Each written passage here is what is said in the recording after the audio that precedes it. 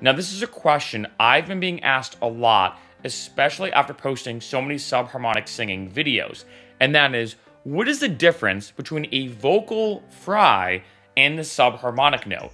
How do I know if I'm singing more of a fry? And how do I know if I'm singing more of a subharmonic note or I'm actually doing subharmonics? I'm going to give you a short answer because I hate wasting people's time, and then a bit of a longer answer. Short answer, quick and best advice, use a tuner. Here is the reason why. I'm going to take a step back and talk about singing versus talking. I know it sounds kind of weird, but I promise it's very relevant. Now, if I said to you, let's say I walk down the street. If I said to you, I walk down the street, would you consider that singing? I feel like for most people, they'd say no. You're more just talking, you're more just speaking. Now, if I said, I walk down the street, or something like that, again, I'm not the best singer in the world, I'll be honest.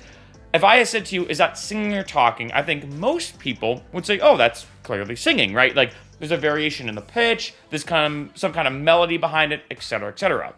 But if I said to you, I walk down the street, is that singing or talking?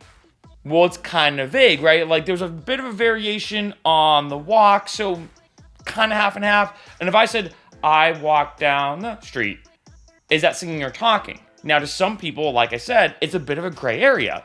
Like in that last example, in some cases, I'm more just talking with a little kind of peppiness to it, so to speak, at certain points. But in some cases, people might say, yeah, I guess you're kind of singing. I don't know, right? It's a bit of a gray area. I look at that very similar to vocal fry versus subharmonic, where in my mind, a vocal fry, and again, I want to stress, I'm oversimplifying a lot of this.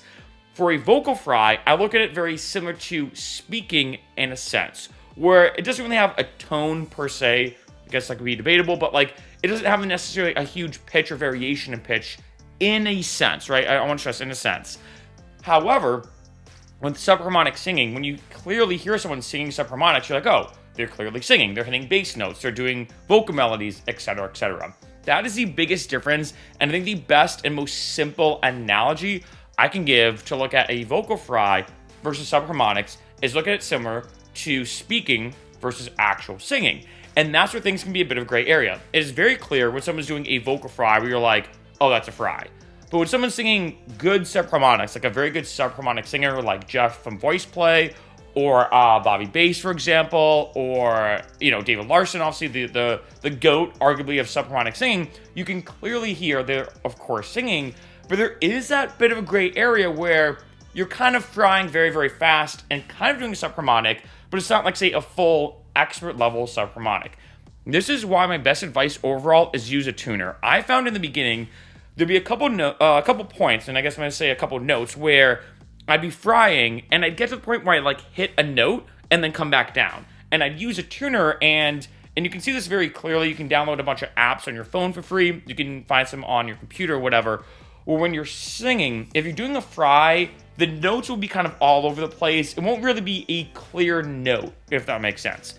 However, once you do this over and over and over again with a lot of practice, and you start kind of hitting those subharmonics, you'll notice you'll hit a specific note, and the kind of pitch variation will be a static line almost, or hopefully as close to static and as straight as possible, and will give you an actual note. It will say, hey, you're doing an A1, and it'll stay, might vary a bit, of course, based off the semitones, but it's going to stay roughly about an A1 that time. When it comes to a fry, that won't really pop out. It might, maybe for a millisecond, if you happen to hit that A1, just to use an example, but that's the best way to look at it. Overall, for a lot of people I know when getting into subharmonic singing, I've gotten a lot of DMs and messages about it.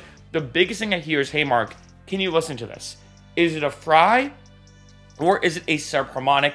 And again, sometimes, especially if it's in that gray area, it can sometimes be almost like half and half. It's kind of vague sometimes if you're, like, say, not just hitting a fry, but doing a fast enough fry where you're producing a semi kind of subharmonic note, but not fully subharmonic, right? It's kind of vague, and especially, let's say, as you practice more, you will go back and forth, sometimes a lot, within maybe a second or two. So we'll kind of zigzag a little bit too, but eventually, after a lot of practice, you'll start hitting a lot of subharmonic notes, and the best way to figure that out, if you're doing a fry or a subharmonic, is to use a tuner.